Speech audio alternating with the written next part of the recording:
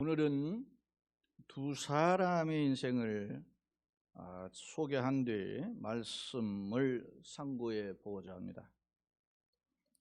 한 사람은 한 달 전에 소천하신 이어령 교수인데요.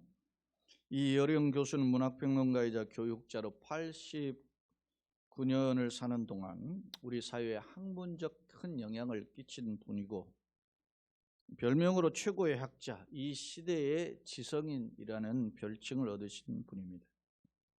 그런데 딸 이민아 목사님이죠.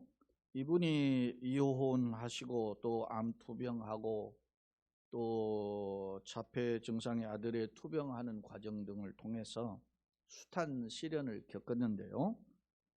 그러면서도 딸이 하나님을 믿고 또 세계를 다니면서 또 청소년과 또 구제사역을 하면서 결국 이분이 이제 50대 초반의 젊은 나이로 하나님 품에 안기게 되었는데 10년 전에, 아버지보다 10년 전에 먼저 가셨어요.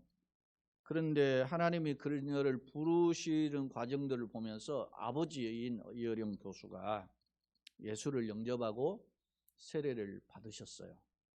중괄점 이어령 교수가 예수 영접 후에 펴낸 책이 지성에서 영성으로라는 책, 그리고 돌아가시기 직전에 마지막 수업이라는 글로 그가 책과 어떤 대담 이런 것을 통해서 죽을 때까지 자신의 학문과 복음, 하나님과의 관계, 그리고 특히 죽음의 너머에서의 세계에 대한 것들을 통해서 전하고, 다시 말하면 복음을 전하고 자신의 학문의 엑기스를 복음과 접목시켜서 세상에 전하고 떠나셨어요.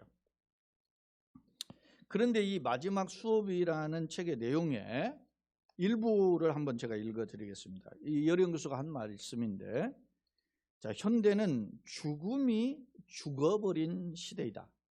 죽음이 죽어버렸다. 그러니까 죽음이 뭔지 모르고 그냥 산다는 거예요, 사람들이. 그런데 코로나가 대단한 일을 한 것이다. 왜냐하면 사람들은 코로나의 팬데믹 앞에서 죽음이 코앞에 있다는 것을 비로소 깨닫게 되었기 때문이다. 코로나가 우리에게 준 부정적인 영향이 많지만, 그러나 코로나가 우리에게 가장 중요한 죽음이 내 목전에 있다는 것을 깨닫게 해 주었다는 거예요. 우리나라에서 코로나로 인한 사망자가 10,000명이 넘었죠. 남의 일인 것 같지만 또 내가 이렇게 걸려보고 내가 투병을 해보고 힘들어 보니까 이거 아니구나라는 긴장을 하게 된다라는 점입니다. 또 다른 한 사람은 가수 조영남 씨인데요. 이분은 올해 78세인데 어려서부터 교회를 다녔고, 여러분이 잘 아시는 윤형주, 김세환 씨 등과 함께 교회 성가대로 활동했고, 이분은 특히 신학대학교를 졸업하셨죠. 그러나 그의 삶은 자유분방하게 살아온 것이 사실입니다. 그의 사이트를 들여다보면 기독교인으로 자신을 소개하고 있지만 교회를 출석하는지 아는지 꽤 오랜 시간이 흘렀고 그렇게 살아온 것이 보여요. 그런데 얼마 전에 지인의 장례식에 참여했다가 그 대표적인 가수들은 자기가 죽으면 그 대표적인 노래를 불러준다는 거예요. 나는 무슨 노래를 내가 죽으면 불러줄까 생각해봤더니 화개장터가 생각나더래요. 구경 한번 잘했네. 이 장례식에서 이 노래를 부르는 것이 좀 그렇다 생각해서 자기가 새로운 노래를 하나 발표하게 되었는데, 그게 모란동백이라는 노래예요. 자기가 죽으면 이 모란동백을 불러주길 원했던 거죠. 그런데 이 모란동백이라는 노래를 여러분들이 아시는 분도 계시겠죠.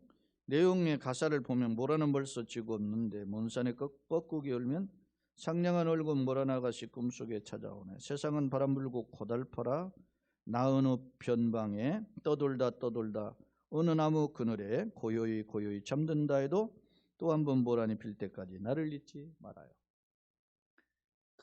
뒷부분에 보면 1절인데 이게 나 어느 변방에 떠놀다 어느 나무 그늘에 고요히 잠들다 해도 좀 쓸쓸해 보이잖아요. 어느 변방에서 2절은 더 그래요. 동백은 벌써 지고 없는데 들녘에 눈이 내리면 상냥한 얼굴 동백아 가시 꿈속에 웃고 오네. 세상은 바람 불고 덧없으라 나 어느 바다에 떠돌다 어느 모래벌에 외로이 잠든다 해도 또 한 번 동백이 필 때까지 나를 잊지 말아요. 2절은 더 쓸쓸해요.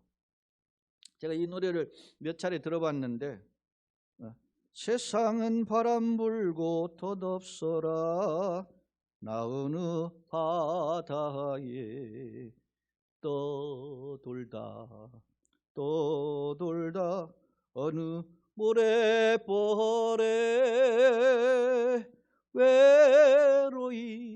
외로이 잠든다 해도 또 한 번 동백이 필 때까지 나를 잊지 말아요. 이렇게 노래가 돼요. 근데 이 노래가 곡이랑이 괜찮아서 제가 따라 부를 수 있게 됐더라고요. 근데 이 노래를 부르고 난 뒤에 보니까 좀 씁쓸해. 외롭다 말이에요. 외롭다. 나 혼자 이렇게 처량하게 죽을 수도 있구나. 한마디로 외롭고 쓸쓸하고 처량한 인생의 마지막 장면을 묘사하고 있다는 거예요. 사랑하는 성도 여러분, 한 분은 이미 세상을 떠나셨고 한 분은 아직 세상에 남아있지만 여러분은 이 두 사람의 행보를 보면서 이 사람의 생각들을 보면서 어떤 평가를 하시나요? 여러분은 어떤 분의 모습이 인생의 아름다운 모습으로 보이십니까? 또한 여러분은 자신의 세상 때 정말로 참된 평안, 외롭지 않고 참된 평안을 누릴 수 있는 마음의 준비와 하늘의 소망이 있습니까? 아니면 외로움과 쓸쓸함 속에서 마지막을 처량하게 보내실 생각이십니까? 그렇다면 어떤 모습이 하나님께서 정말 축복하시는 마지막 임종의 모습일까요? 오늘 창세기 47장 27절 31절의 말씀은 나그네 인생에서 마지막까지 하늘 소망을 품은 자의 모습이 어떠한지를 보여주고 있습니다. 정리하면 야곱은 죽기 전에 하나님의 약속하신 땅을 바라보는 축복의 사람이었다고 정리해 볼 수 있습니다. 그 증거를 한번 오늘 말씀을 통해서 살펴보고자 하는데요. 먼저 창세기 47장 27절로 28절을 보면 이스라엘 족속이 애굽 고센 땅에 거주하며 거기서 생업을 얻어 생육하고 번성하였더라. 이스라엘 족속이라고 표현하고 있는데 애굽으로 이주한 사람은 창세기 우리가 지금 47장인데 46장에 근거하면 70명이에요. 70명. 그리고 이제 요셉과 그의 또 아들 뭐 이렇게 손자까지 해서 어느 학자는 또 뭐 사도행전의 그 스데반의 설교에 근거하면 75명 이렇게 해석하기도 하는데요. 이스라엘 족속은 야곱의 또 다른 이름이 이스라엘이잖아요. 그들의 후손이 이렇게 고센 땅으로 옮겨갔는데 뭐 했다? 생육하고 번성했다. 그렇게 소개하고 있어요. 특히 28절에 야곱이 애굽 땅에서 17년을 거주하였으니 그의 나이가 147세라. 다시 말하면 130세 이주하여 17년을 더 살고 147세에 이제 하나님 부르심을 받았는데요. 성경은 뭐라고 정리하고 있어요? 그가 애굽 땅에서 생육하고 번성했다라고 성경은 기록한다는 말입니다. 이 생육하고 번성한다는 것이 과연 어떤 의미일까? 창세기 46장 앞장에 보면 1절로 4절에 이런 표현이 있습니다. 이스라엘이 모든 소유를 야곱이죠. 이끌고 부엘세바에 이르러 그의 아버지 이삭의 하나님께 제사를 드리니까 그 밤에 하나님께서 이제 야곱에게 나타나셔죠. 이상 중에 이스라엘에게 나타나 이르시되 야곱아 야곱아 하시는지라. 야곱이 이르되 내가 여기 있나이다 하니까 하나님이 이르시되 나는 하나님이라 너의 아버지의 하나님이니 아버지 이삭이죠. 이삭의 하나님이니 애굽으로 내려가기를 두려워하지 말라. 내가 거기서 너로 큰 민족을 이루게 하리라. 내가 너와 함께 애굽으로 내려가겠고 반드시 너를 인도하여 다시 올라올 것이며 요셉이 그 손으로 내 눈을 감기리라 하셨더라. 이렇게 약속했어요. 여기에 보면 1절로 4절의 내용을 정리해 보면 내가 너와 함께 하겠고 너를 어떻게 해요? 큰 민족을 이루게 하리라. 그렇게 약속하셨어요. 큰 민족을 이루게 하리라. 그리고 네 아들 요셉이 그의 손으로 너의 눈을 감기리. 너 평안히 죽게 될 것이다. 이렇게 약속했다는 말입니다. 야곱이 떠나기 전에 하나님께 제단을 쌓았어요. 하나님 어떻게 하면 좋습니까? 아들은 수레까지 보내가지고 예물까지 보내가지고 나를 지금 초청하고, 지금 현실은 7년 풍년이 지나고 2년 지금 흉년이 지나고 남은 지금 5년이라는 흉년이 있죠. 아직 몰라요, 예측불허. 근데 2년인데도 온 나라가 난리가요. 온 세계가 난리죠. 애굽 주변에 난리가 나죠 지금. 그런데 떠나야만 되는 상황에서 하나님께 제사하면서 물었던 거예요. 그랬더니 하나님이 내려가라. 너의 아들 요셉이 있는 곳으로 가라. 그런데 그곳에서 너의 가족을 어떻게 해요? 내가 너와 함께해서 큰 민족을 이루게 하시오. 할렐루야. 여러분 70여 명, 맥시멈 요셉 포함하면 75명인데 그 사람이 내려가서 출애굽할 때 이스라엘 백성이 몇 명이에요? 200만 명이 되었어요. 400년, 학자들은 400년, 430년 이야기하는데 어마어마하게 번성한 거죠.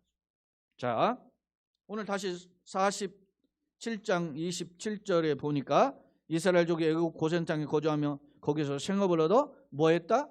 생육하고 번성했다. 할렐루야. 사랑하는 성도 여러분, 그렇습니다. 나그네 인생을 우리가 사는데 우리가 어떻게 해요? 가는 것도 멈추는 것도 뒤돌아서는 것도 아니면 다시 재출발하는 것도 모든 결정이 하나님의 손에 있는 줄로 믿습니다. 그 말씀을 믿고 의지하면 하나님이 합력하여 선을 이루시되 오늘 말씀과 같이 생육하고 번성하였더라. 할렐루야. 고린도후서 1장 17절 18절에 보니까 바울 사도가 고린도 교인들에게 보낸 편지를 보면 그 편지 속에 바울을 비판하고 또 조롱하는 그런 사람 대적자들이 교회 안에 있었어요. 고린도 그들에게 내가 가고 서는 것, 특히 무슨 계획이냐면 바울이 말이지 온다 하더니 안 오고 막 다른 데 가고 막 이렇게 하는 계획 변경하는데 변적쟁이가 아니냐 이런 말을 하는 자들이 있었어요. 그런데 바울이 자기 계획 변경에 대한 이야기를 해요. 자, 17절 18절을 보면 이렇게 계획할 때에 어찌 경솔히 하였으리요. 혹 계획하기를 육죄를 따라 계획하여 예 하면서 아니라 하는 일이 내게 있겠느냐. 하나님은 미쁘시니라. 우리가 너에게 한 말은 예 하고 아니라 함이 없느라. 내가 계획할 때 내 인간의 판단으로 세상적인 어떤 지혜로 결정한 게 아니라는 거예요. 하나님 앞에는 예라는 거예요. 예. 하나님 계획에 순종했기 때문에 이런 계획의 변경이 있었다는 겁니다. 나의 가고 서는 것 주님 손에 주님 뜻에 있음을 보여주는 거 아닙니까? 이렇게 야곱이 하나님의 계획, 하나님의 뜻에 순종했더니 예했더니 어떤 결과가 있었다는 거요? 생육하고 번성하게 되었다라고 성경은 기록하고 있습니다. 사랑하는 여러분, 주목할 점은 야곱이 하나님의 약속, 하나님의 명령대로 애굽 땅에 이주하여 거했는데 17년 거한 동안에 생육하고 번성했고 그 후로 번성했죠. 하나님 약속대로 이루어졌어요. 그런데요, 이것으로 오늘 말씀이 끝나지 않는다는 점입니다. 무엇이 그러면 기록되어 있나요? 자, 창세기 47장 29절 31절을 읽지 않았는데 본계를 좀 꺼주세요. 자, 거기에 보면 이렇게 표현해요. 29절로 31절에 보면 이스라엘이 죽을 날이 가까우매 야곱이죠, 그의 아들 요셉을 불러 그에게 이르되 이제 내가 네게 은혜를 입었거든 청하노니. 자식아 아들한테 요청해요. 내 손을 나의 허벅지 아래에 넣고 이내와 성세남으로 네게 행하여 애굽에 나를 장사하지 아니하도록 하라. 내가 조상들과 함께 눕거든 너는 나를 애굽에서 메어다가 조상의 묘지에 장사하라. 요셉이 이르되 내가 아버지의 말씀대로 행하리라. 야곱이 또 이르되 내게 맹세하라 하매 그가 맹세하니 이스라엘 침상머리에서 하나님께 경배하니라. 사랑하는 여러분, 창세기 47장 29절로 31절은 무슨 말씀을 보여주죠? 지금 마지막 임종을 앞두고 야곱이 11번째 아들인 요셉을 불러요. 그런데 11번째 아들인 요셉을 당시 애굽의 총리, 애굽의 최고의 실세였단 말입니다. 그에게 부탁 아닌 청하는 요청을 하고 있는 거예요. 그러면서 자기 허벅지 아래에 손을 넣고 인애와 성실으로, 참된 믿음이죠. 참된 그런 마음으로 맹세하라고 이야기하는 거예요. 무엇을 맹세하죠? 이 허벅지라고 하는 단어는 야레크라는 단어인데 본래 다리, 넓적다리라는 의미가 있는데 이 사실은 이 야레크라는 단어는 남자의 성기를 의미하는 거예요. 남자의 가장 중요한 그 성기 아래에 손을 넣고 맹세하는 거예요. 그러니까 고대 근동지방에서는 이러한 맹세를 최고의 맹세라고 했다는 거예요. 그러니까 변하지 않는 맹세를 하게끔 했는데 야곱이 요셉에게 요구한 맹세가 뭐예요? 자기를 이 땅이 아닌, 비록 여기서 생육하고 번성했지만 생업을 얻어가지고 잘 먹고 잘 살지만 이 땅이 아닌 나의 고향, 내 조상들이 묻혀있는 땅에 묻어달라고 부탁을 한 겁니다. 사랑하는 여러분, 뭐 죽어서 묻히는 땅이 뭐가 얼마나 그렇게 중요한가? 그런데 야곱이 맹세를 요청하니까 그 아들인 요셉이 심지어 맹세까지 했다라는 사실입니다. 자, 보세요. 저 맹세의 내용이 뭐예요?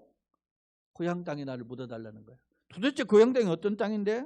자, 창세기 49장에 보면 야곱이 요셉에게도 이런 요청을 했을 뿐만 아니라 이제 임종 전에 12아들을 모아놓고 다 축복을 해요. 큰아들부터 마지막 12번째 아들은 베냐민까지 다 축복을 하는데 그 축복을 하고 난 뒤에 창세기 49장 29절로 31절에 보면 또다시 12아들에게 부탁을 해요. 그가 그들에게 명하여 이르되 내가 내 조상들에게도 돌아가리니 나를 햇사람 에브론 밭에 있는 굴에 우리 손주와 함께 어떻게 해요? 장사하라. 이 굴은 가나안 땅 마므네 앞에 막벨라 밭에 있는 것이라. 이게 그래서 막벨라 굴이라고 하거든요.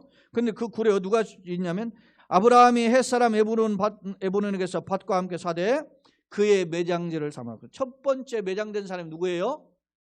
아브라함의 아내인 사라를 매장했죠. 사라. 그리고 아브라함 자신, 그리고 그 아브라함의 아들인 이삭, 야곱으로는 자기 아버지죠. 그리고 그의 아내 리브가죠. 리브가는 야곱의 어머니 아닙니까? 장사되었고, 그리고 야곱의 첫 번째 부인인 레아를 거기 매장했어요. 사랑하는 라헬은 어떻게? 라헬은 밧단람에서 돌아오다가 막내 아들인 베냐민을 낳다가 그렇게 베냐민을 낳고 죽거든요. 그래서 여기 장사를 못 치르는 거예요. 거기서 이제 장례를 치르고 온 거예요. 그런데 레아의 경우는 여기입니다.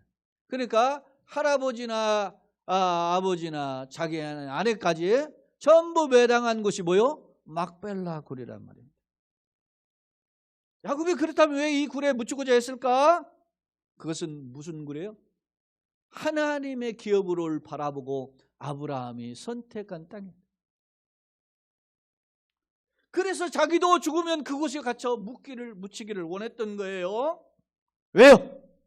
하나님이 약속하신 그 땅은, 가나안 땅은 약속의 땅이요 축복의 땅이었기 때문에. 사랑하는 성도 여러분, 주목할 점은 하나님 말씀하신 대로 저 애굽 땅에서 생육하고 번성했지만 그는 여전히 약속의 땅 가나안 땅에, 특히 할아버지가 사서 매장료로 삼았던 막벨라 굴에 묻히기를 원했던 것입니다. 그런데요, 그 정도밖에 안 되는 땅이었나 이렇게 생각할 수도 있잖아요. 뭐 조상들이 묻힌 땅에 나도 묻히고 싶다, 뭐 이해가 된다. 그러나 정말 그렇게까지 할 필요가 있었나 이런 생각이 드는데 왜 그 땅에 묻히고자 했을까? 그 이유는 이 가나안 땅, 막벨라 굴이 있었던 그 가나안 땅이 무슨 땅이에요? 결국 하늘의 예표인 땅이라, 하늘의 샘플인 땅이라, 하늘의 모델인 땅이었다는 말이에요. 다시 말하면 아브라함이나 이삭이나 야곱이나 모두 다 하나님이 약속하신 땅이, 가나안 땅이 하나님의 약속하신 땅의 모델이었다는 거죠. 실제로 그 증거가 히브리서 11장에 보면 11장 13절 16절에 보면 이 사람들은 다 믿음을 따라 죽었으며 약속을 받지 못하였으되, 이 사람들은 궁극적으로 보면 그거 히브리서 11장에 보면 아브라함과 사라예요. 못하였으되 그것을 멀리서 보고 환영하며 또 땅에서는 외국인과 나그네의 힘을 증언하였으니 그들이 이같이 말하는 것은 자기들이 본향 찾는 자임을 나타내. 가나안 땅에 와서 살아도 나그네로 살았다는 거예요. 가나안 땅, 약속의 땅인데. 왜? 자기의 본향은 따로 있다는 거예요. 그러면 아브라함이 본래 나온 땅이 갈대아우르도 있었고 하나님은 그 땅인가? 그런데 그런 게 아니에요. 자, 그들이 나온 바 본향을 생각했더라면 돌아갈 기회, 본향이라는 건 하란 땅이든 갈대아우르죠. 그래 돌아갈 기회가 있었으려니와 그들이 이제는 더 나은 본향을 사모하니 곧 어디에 있어요? 하늘에 있는 것이라. 하늘에 있는 땅을 사모하니.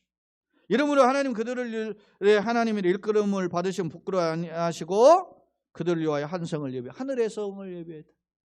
다시 말하면 아브라함과 이삭이나 모든 믿음의 조상들이 이 땅의 약속의 땅인 가나안 땅에 살지만, 그러나 그 땅을 통해서 뭘 바라봤다는 거예요? 천국을 바라봤다는 거죠. 사랑하는 여러분, 야곱이 약속의 땅을 버리고 이제 애굽 땅으로 이주했을 때 그는 17년을 살아 생업과 번성했지만 여전히 어떤 땅을, 할아버지와 아버지가 고향을 버리고 왔던 그 새로 정착한 하나님의 땅, 예비하신 땅, 그 땅을 바라보았는데 그 땅을 왜 그토록 사모했느냐? 그 땅은 바로 영원한 하나님의 약속하신 천국의 예표였기 때문에. 할렐루야. 사랑하는 여러분, 그렇습니다.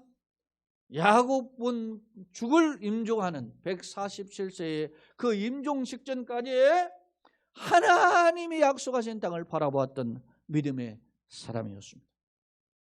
사랑하는 성도 여러분, 그렇다면 여러분들에게 묻고 싶습니다. 여러분은 과연 무엇을 붙잡고 이 세상을 살고 계십니까? 아직 우리에게 언제 하나님 부르신 날을 아직 모르죠? 그런데 그렇다면 우리 가슴 속에 야곱처럼 하나님이 약속하신 하늘의 기업이 과연 있는가? 아니면 이론적으로는 천국이 있고 내가 죽어서 천국 가야 되는 걸 알고 있지만 눈에 보이는 현실의 기업만은 잘 되고 그것의 번영만을 추구하며 살지는 않은가? 어제 저녁에 올라온 인터넷 기사에 보니까 1960년대 70년대 세계 최고 미남 배우였던 프랑스 배우 알랭 들롱이 있어요. 저도 어렸을 때 요만한 카드가 있는데 그 카드에 알랭 들롱 사진, 이소룡 사진 그런 것들이 막 있었는데 그걸 딱 이렇게 학생증 있는 그 수첩에 넣어놓으면 가지고 다니는 사람이 꽤 많았어요.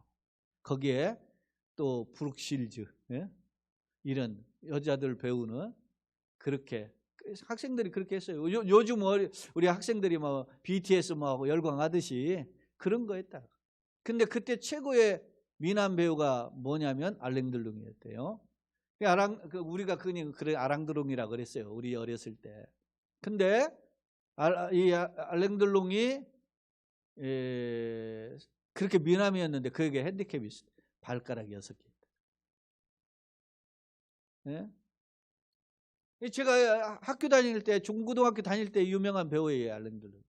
이분이 주연으로만 출연한 영화가 80편이 넘는다 그래요. 그런데 이분이 최근에 자신의 아들인 앙토니 들롱에게 부탁을 하나 했는데 그게 뭐냐면 자신을 안락사를 시켜달라. 이분이 현재 우리 87세인데 2019년 지금으로 한 3년 전에 뇌졸중 수술을 받았는데 그 뇌졸중 수술에 힘든 나날을 매일 보내고 있대요. 그러니까 힘든데 뇌졸중 수술 받기 전에 이런 말을 했어요. 나이 든다는 것은 끔찍하다. 인간은 나이라고 불리는 것에 대해서 아무것도 저항할 힘이 없다. 저항한다고 나이가 안 먹는 거 아니잖아요. 나이가 들면 뭐예요? 겉사람은 후패. 고린도후서 4장과 5장에 보면 우리 겉사람은 날이 갈수록 후패한다. 썩어진다는 거죠. 사랑하는 여러분, 그렇습니다. 인간은 찾아오는 세월을 저항하거나 거스를 수 없는 존재입니다. 언젠가 우리 모두는 늙을 것이고 하나님의 부르심을 받는 존재가 될 것입니다.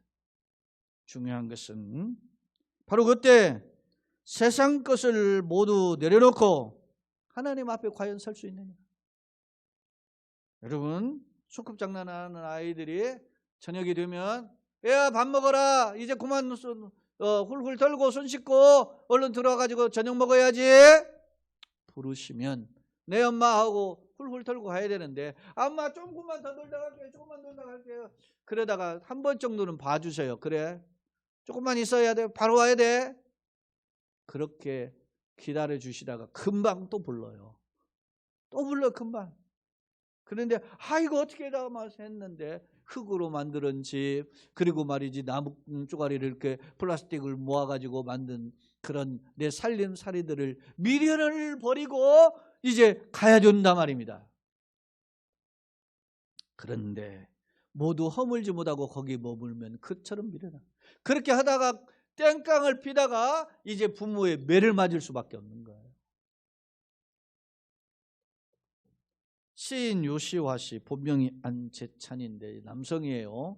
유시화, 이렇게 이름만 들으면 여성으로 보여지는 분인데, 이분이 우리 나이로 63세인가 그렇더라고요. 그런데 이분이 15년 동안 인도를 이렇게 돌아다녔어요. 거의 매년 갔다 그래요. 그런데 그 인도를 돌아다니면서 쓴 그 후기의 글이 지구별 여행자라고 하는 글인데, 이 책에는 여러 가지 이야기가 담겨져 있는데, 그 중에 그 라자 고팔란이라는 사람이 식당을 경영하는 중에 자신의 식당에 와서 손님으로 온 사람이 음식을 먹으면서 짜라고 투정되는 글이 있어요. 내용이. 그때 이분이 고팔란이 이런 말을 해요. 음식에 소금을 넣으면 간이 맞아 맛있게 먹을 수 있지만, 그렇죠? 음식에 이렇게 소금을 넣으면 간을 맞춰서 먹죠. 그런데 소금이 그렇다고 음식을 먹으려면 이 소금 필요하구나 생각하고 소금에다가 음식을 푹 찍어가지고서라 먹으면 왁 하게 된다는 것이 도저히 먹을 수가 없지요. 인간의 욕망도 마찬가지입니다. 삶 속에 나의 욕망, 소위 비전을 넣어서 살면 그 욕망, 비전을 이루어지는 그런 재미가 있지만, 내가 이것을 반드시 해야 돼 하고 그 자기의 삶을 거기다가 소위 몰입, 요즘 말하면 도박 용어로 올인을 하게 되면 그 사람은 망하게 되지요. 비전, 욕망은 때로 사람을 발전시킵니다. 그래서 꿈이 있으니까 과학이 성장도 하고 의료시설이, 첨단시설이 성장하게 된다는 거예요. 그러나 반대로 그러한 욕망의 지배만을 받으면 결국 자신이 쌓아놓은 과학이나 어떤 지식이나 이런 세상의 어떤 물질 문명이 자신을 오히려 비참하게 만들게 될 것입니다. 유시화 시인의 쓴 소위 지구별 여행자라는 글의 한 부분이었습니다. 마찬가지로 성도 역시 이 세상 속에서 필요한 것들을 위해서 노력하는 것 당연합니다. 내가 뭘 얻기 위해서 노력하고 수고하고 직장 다니고 사업도 하고 또 비전을 꿈고 이렇게 하는 계획을 세우는 거 매우 필요합니다. 그러나 온갖 그것만을 추구하다가 내 마음과 삶을 다 투자했는데 내 미래를 대비하지 않고 살면 그 사람의 인생의 마지막 허무한 종말을 맞게 된다는 것입니다. 반대로 우리가 비록 이 세상을 살지만 그럼에도 불구하고 하나님의 영에 이끌려 성령께 이끌려서 하나님의 비전을 품고 하나님이 예비하신 나라를 바라보며 하나님이 예비하신 그 거룩한 기업을 소망하면 하나님이 앞서가시고 동행하시면서 우리를 그 가운데로 이끌어 주시게 될 것이라는 말씀이 오늘 야곱의 삶의 모델을 통해서 우리가 엿볼 수 있습니다. 사랑하는 여러분, 그렇다면 여러분은 어떤 길을 걷기를 소망하십니까? 여러분의 마음속에는 정말로 하나님이 예비하신 하늘의 기업이 있습니까?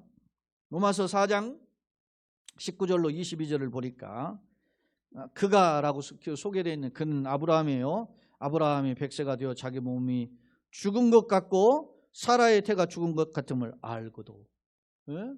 죽었다라는 말은 아이를 생산할 수 있는 힘이 없다는 거예요. 다시 말하면 남자는 정력이 없고 여자는 소위 말하면 태 출산한 공작문을 닫은 거예요. 그런데도 믿음이 어떻게 해요? 약하여지지. 현실은 그렇지만 믿음이 어떻게 약하여지지 아니하고, 믿음이 없어 하나님의 약속을 의심하지 않고 믿음으로 견고하여져서 하나님께 영광을 돌리며 약속하신 것을 그것을 또한 능히 이루실 것을 어떻게 해요? 확신하였으니 그러므로 그것이 그에게 뭐로? 의로, 아브라함의 의로 여겨졌다. 사랑하는 여러분, 세상의 것으로는 아무것도 할 수 없지만 하나님을 바라보고 의지하면 하나님은 그것을 우리 의로, 하나님의 복된 신앙으로 기뻐하시는 줄로 믿습니다. 그렇습니다. 정리하면 우리가 비록 이성으로 과학으로 인간의 지식이나 힘으로 이해되지 않고 객관적으로 증명되지 않더라도 세상은 그걸 요구합니다. 팩트가 어떠냐? 과학이 어떠냐? 논리가 어떠냐? 이걸 가지고 우리에게 잣대를 대고 우리를 흔들어야 됩니다. 그러나 그럼에도 불구하고 우리가 그 이면에 생사화복의 주인이신 만왕의 왕이신 하나님의 약속을 믿고 의심하지 않고 흔들리지 않으면 우리에게 주님께서 의로 평가하실 뿐만 아니라 철장의 권수로 우리를 간섭해 주십니다. 야곱처럼 생육하고 번성케 하십니다. 합력하여 선을 이루신다는 말이에요. 왜요? 하나님이 살아계시고 하나님 놀라운 주인이신 줄로 믿습니다. 하나님의 역사가 우리를 간섭하신다는 것입니다. 오늘 우리가 사는 시대는 눈에 보이는 것이 절대적인 힘을 발휘하는 시대이죠. 안타까운 점은 눈에 보이는 것이 절대적인 사회이다 보니까 기독교인들 역시 눈에 보이는 것만 쫓아간다. 눈에 보이는 것, 보이는 대학이 어떠냐, 보이는 물질의 돈이 어떠냐, 이런 것만 따지는 거, 외모가 어떠냐, 이런 것만 따지는 거. 그래서 그것만 따라가요. 그래서 신앙이 있어도 말이지, 그것 앞에는 말이지 깨갱하고 그 꼬리를 내린단 말입니다. 안타깝잖아요. 하나님 보시기 어떠냐? 어린아이가 조그만 강아지에도 무서워가지고 막 이렇게 하는데, 걱정 마, 아빠가 있잖아. 그래도 이렇게 무서워하죠. 여러분, 아이가 그 유아치를 뽑아낼 때 아이와 전쟁이죠. 부모는 다 경험이 있어가지고 씨름구가 툭 하면 뽑히는데 아이는 그것 뽑다가는 죽는 줄로 난리를 나요. 차원이 다르기 때문에 생각하는 거와 그 바라보는 각도가 다르기 때문에 그렇습니다. 마찬가지입니다. 이 세상을 살아가는 사람 중에는 같은 기독교인도 있지만 복음의 비전을 가지고 바라보는 사람이 있는가 하면 세상의 눈과 논리를 가지고 여전히 복음을 밀어내는 사람도 있다라는 사실입니다. 나는 과연 어떠하냐? 바라기는 우리가 오늘 저 야곱은 우리로 말하면 4,000년 전의 인물이에요. 4,000년 전에 살았던 야곱은 마지막 죽음의 순간에도 하나님이 예비하신 약속의 땅을 바라보았어요. 그때 무슨 성경이 있어요? 뭐가 있어요? 자기 아버지, 할아버지를 통해서 전해준 거예요. 야곱이 이삭이 60세에 야곱을 낳았잖아요. 이삭이 40세에 결혼하고 20년 만에 야곱을 낳았어요. 자, 아브라함이 몇 세에 이삭을 낳았죠? 100세에 이삭을 낳았어요. 그러니까 이삭이 에서와 야곱을 낳을 때 아브라함의 나이는 몇 살이에요? 160인 거죠. 근데 아브라함이 몇 살에 죽었어요? 175세에 죽었어요. 아브라함이 죽기 전 15년 동안 어린 소년의 시절로 살았던 사람이 누구냐면 야곱이에요. 야곱은 할아버지와 아버지 이삭의 이야기를 통해서 하늘의 비전을 품었던 거예요. 사랑하는 여러분, 이게 눈감 땡감이 없어요. 문자로 기록되는 뭐가 없지만 구전되어지는, 입술로 전해지는 하늘의 소망을 마음에 품었던 것입니다. 얼마나 멋있습니까? 자, 창세기 47장 31절 우리가 오늘 본문의 마지막 절인데 다시 한번 읽어보겠습니다. 읽고 말씀을 정리해 볼게요. 야곱이 또 이르되 내게 맹세하라. 지금 아들 요셉에게 맹세를 요구하잖아요. 그러니까 요셉인 그가 맹세하니 이스라엘 어떻게 해요? 침상머리에서 하나님께 경배. 침상에 그에서 하나님께 고개를 들었겠죠. 아니면은 고개를 못 들어도 하나님께 감사하면서 죽기 전에 마지막 하나님께 경배했다. 이런 우리의 모습이 마지막 모습이라면 어떻겠습니까? 최고의 모습이 아니겠습니까? 앞서 소개했던 이어령 교수가 늦게 시작한 신앙의 출발 마지막을 다 쏟아. 자기가 암을 투병하면서도 자기는 항암제를 하지 않고 마지막. 근데 그분의 그 글을 보면 그 뭐 마지막에도 막 열정을 가지고 막 강의하고 이렇게 하는 내용이 있어요. 그러니까 막 그렇게 했는데 왜 그랬느냐? 투병을 하다 보면 몸이 힘들잖아요. 근데 계속 너무 많이 있으면 막 너무 힘들어서 못 견디는데 대담을 하거나 강의를 하면 막 힘이 나서 말을 하면 그 뺨을 주어서 말하는 순간에 고통을 잊는데요. 그러니까 자기가 남들이 보기에는 열정인 것처럼 보이지만 자기는 고통을 이기기 위해서 했다 그래요. 자, 여러분, 그에게는 죽음도 가로막을 수 없는 열정이 마지막 순간까지 있었던 겁니다. 그 열정이 예수님과의 만남이었습니다. 예수님이 주시는 힘이 우리 인생을 지배하고 이끌어가되 이 코로나의 어려운 상황에서도 하나님께 감사하고 열정으로 달려가는 저와 여러분들, 여러분의 가정, 그리고 기도하는 제목 건강, 우리 교회와 이 땅의 그리스도인들이 되기를 예수님의 이름으로 축원합니다. 아멘.